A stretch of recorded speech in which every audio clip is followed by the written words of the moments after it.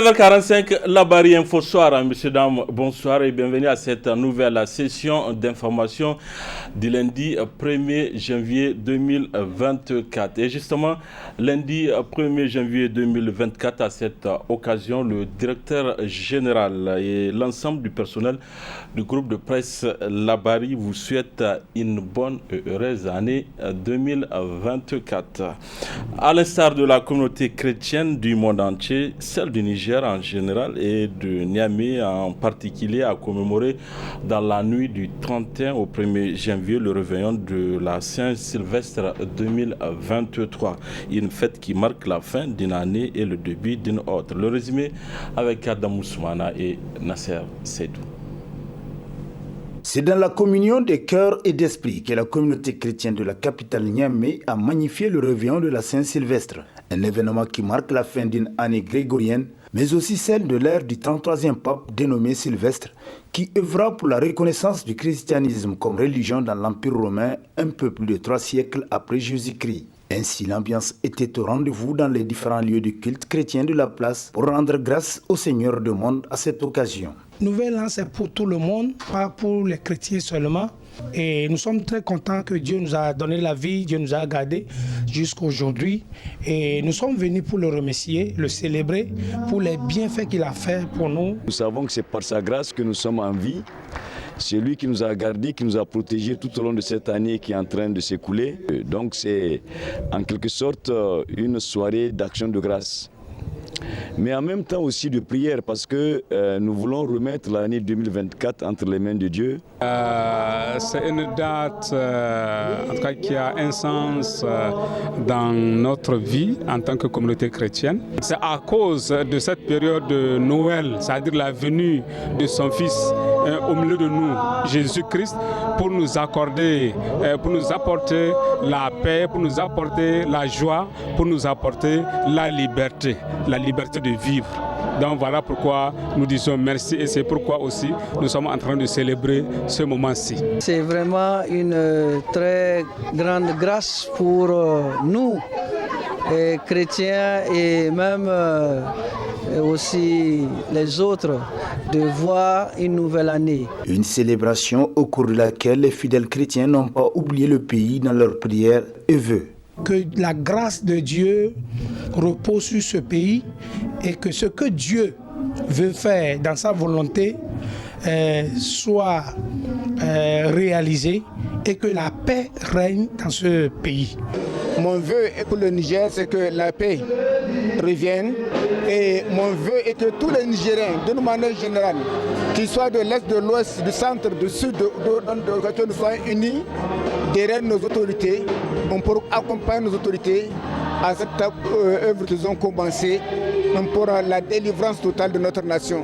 Des vœux d'abord de paix, des vœux de liberté, des vœux d'indépendance, des vœux d'autonomie, mais vraiment dans le vrai sens du mot. Nous sommes en train de reconquérir, j'allais dire, notre indépendance, de reconquérir notre liberté, de reconquérir notre autonomie en tant que nation. Et c'est pourquoi nous disons merci à Dieu. C'est grâce à lui, parce qu'on l'a invoqué, les chrétiens, les musulmans, tout le monde. Et nous prions aussi pour cette nouvelle année qui commence, que sa grâce soit avec nous et que ses bénédictions soient déversées sur cette nation du Niger. Que le Seigneur du monde exauce les vœux des uns et des autres et fasse du Niger une nation prospère où cohabitent dans la paix, la quiétude et le respect mutuel les membres des différentes communautés religieuses. Fin hier dimanche après-midi à l'arène de lutte Aboubakar Jibo d'Agadez de la 44e édition du Sabre national qui a mis aux prises le quintuple champion Kadri Abdou alias Issaka Issa de Dosso et Mati Souley de Maradi. Une édition qui a vu le sacre du lutteur de Dosso pour la 6e fois avec un second record, celui de remporter le sabre pour la 3e fois consécutive. À cette occasion, le ministre de la Jeunesse et des Sports a livré un message qui marque la fin de cette édition. Un extrait du discours du colonel-major Amadou Abdraman. Je voudrais en ce moment solennel rendre grâce à Allah, le clément, le tout miséricordieux, qui dans son infinie bonté nous a quittés dans la nous a guidés dans la conduite de cette grande messe sportive et culturelle qui s'achève sur une note de satisfaction générale. Mesdames, Messieurs, la cérémonie de clôture de cette 44e édition du Sable national de lutte traditionnelle est honorée par la présence de leur Excellence. Excellence Ali Maman Lamine Zen, Premier ministre de la République du Niger. Excellence Shogol Kokala Meiga, Premier ministre de la République du Mali. Excellence Apollinaire Joachim Kelem, Premier ministre du Burkina Faso, que je demande d'applaudir longuement. Merci. Excellence, Monsieur le Premier ministre du Burkina Faso et du Mali, votre présence parmi nous en ce jour du 31 décembre 2023 pour célébrer le roi des arènes de lutte traditionnelle du Niger, 44e édition, témoigne de l'excellence des relations entre nos trois pays, désormais fortement unis dans l'Alliance des États du Sahel, AES. C'est aussi la preuve de votre attachement, non seulement à notre jeunesse décomplexée, hier mobilisée pour dégager les troupes françaises de nos terres, et aujourd'hui réunis autour de notre sport roi au Niger, mais également à notre culture africaine, plusieurs fois millénaire que nous portons avec fierté. Enfin, c'est un message politique fort que nous envoyons à tous. L'AES n'est pas une simple solidarité militaire de circonstances, c'est une alliance pérenne et globale, y compris dans les domaines de la culture et des sports, entre pays fiers, conscients de leur communauté de destin. Et cette alliance est portée par des dirigeants, le capitaine Ibrahim Traoré, le colonel Assimi Kouaïta, le général de brigade Abdraman Chani, qui ont le sens de l'histoire et le ferme soutien de nos grands peuples totalement engagés pour leur souveraineté. Monsieur le Premier ministre du Niger, Monsieur Lamine Zen, à ce stade de mon allocution, permettez-moi, au nom du président du Conseil national pour la sauvegarde de la patrie, chef de l'État, le général de brigade Abdraman Chani, du gouvernement et du peuple nigérien, de souhaiter la bienvenue chez eux à Agadez, la belle cité de l'Aïr, en terre africaine de l'AES, à nos illustres invités et d'exprimer notre sincère gratitude au président Traoré et Kouaïta, au gouvernement et au peuple frère du Burkina et du Mali pour leur solidarité constante. La lutte à ce sport roi du Niger se veut aussi un important événement culturel. En effet, le sabre national est marqué des fois par des rites auxquels s'adonnent les athlètes. Suivant à ces propos, un reportage des étudiants de l'ESCOM. Sous les yeux des spectateurs attentifs se déroulent des scènes quelque peu étranges. En effet, avant tout combat, les lutteurs s'aspergent le corps et font des incantations. Ces rituels nommés Shiri en Hausa ou Sola en Zarma sont destinés à débarrasser le lutteur des énergies négatives et se concentrer sur son objectif. De la danse aux amulettes, en passant par les talismans, tout est permis pour faire ce genre de culte. Donc, ce sont des situations de préparation psychologique avant de rentrer sur le terrain. Donc, on permet aux lutteurs d'avoir 1 minute, n'est-ce pas, de rituel, comme on le dit. Et le rituel peut se transformer en causerie directe, soit ou en incantation. Ça leur permet d'être moralement, psychologiquement et physiquement aptes avant le combat. Des rituels qui sont parfois exécutés juste pour mystifier les spectateurs ou impressionner son adversaire, car chaque lutteur possède son propre culte appris auprès des charlatans. Le but de la lutte, c'est de terrasser son adversaire. Un quelconque lutte ne peut pas te donner la victoire sans l'accord de Dieu. Il faut simplement prier pour soi. Et pour le reste, ce qui arrivera, il faudra t'en contenter.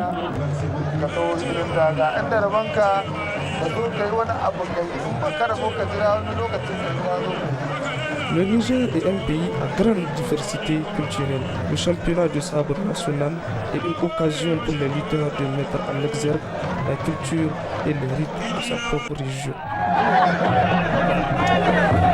Allons cette fois-ci à la découverte d'un instrument de musique que l'on rencontre dans les arènes de lutte. Il s'agit du gundowa utilisé pour galvaniser les lutteurs. Le reportage est signé par les étudiants de l'ESCOM. Vous avez bien compris, leur vocation consiste à galvaniser et à encourager les lutteurs. On les appelle les Makada ou les Gundowa. Ils jouent un rôle très crucial, capital et important dans le bon développement de la lutte traditionnelle au Niger. Selon les détenteurs de cette tradition, les vertus de Gundowa sont énormes pour les lutteurs. Chaque matin, on les réveille avec ça. Ils ressentent beaucoup plus de la force quand on joue le Gundowa.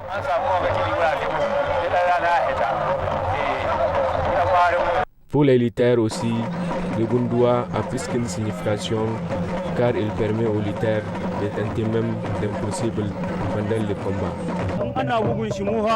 Vraiment pour nous les lutteurs et même pour le public, le Gundowa est plus qu'important.